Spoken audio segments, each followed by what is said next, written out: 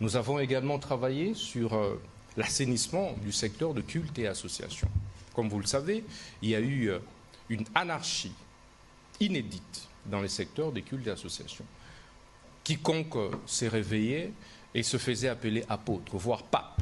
Donc même moi, je pouvais m'octroyer le titre de pape Constant Moutaba.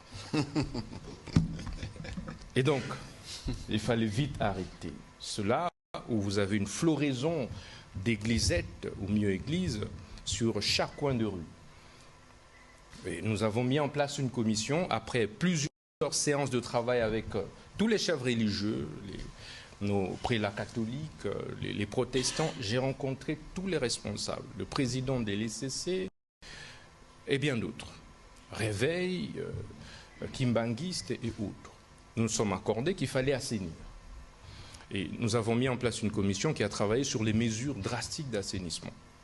Et le samedi dernier, nous avons clôturé les travaux et les mesures ont été rendues publiques. Entre autres, nous avons interdit, de commun accord, de trouver des églises dans un rayon de 500 mètres.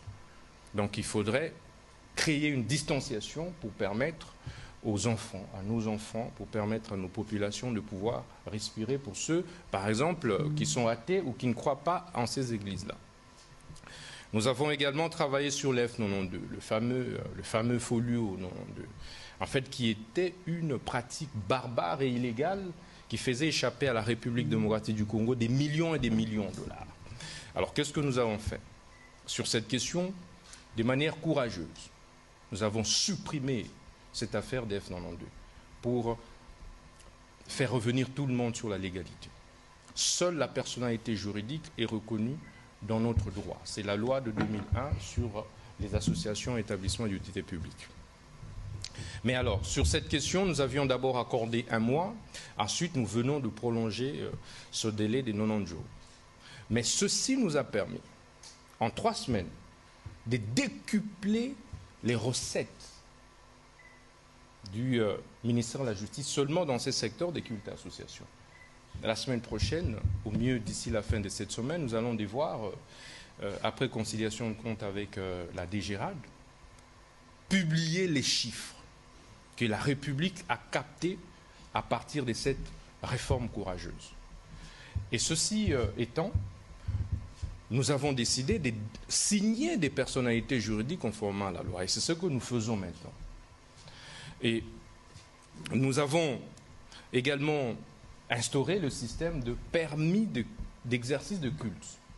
Tu ne peux plus te réveiller un bon matin, tu n'as pas fait la théologie, tu n'as aucun prérequis et te faire appeler pasteur. Il y a eu beaucoup d'abus. J'ai reçu un appel divin. J'ai reçu un appel divin, comme vous l'avez dit. Voilà, j'ai reçu de la prophétie de Dieu, etc. Il y a eu beaucoup d'abus, beaucoup de couples se sont disloqués, beaucoup de foyers se sont altérés.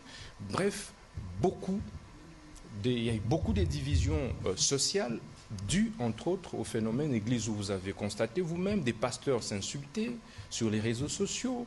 Des pasteurs, il y en a même un qui m'a pratiquement apostrophé et tout. Et donc ça doit cesser.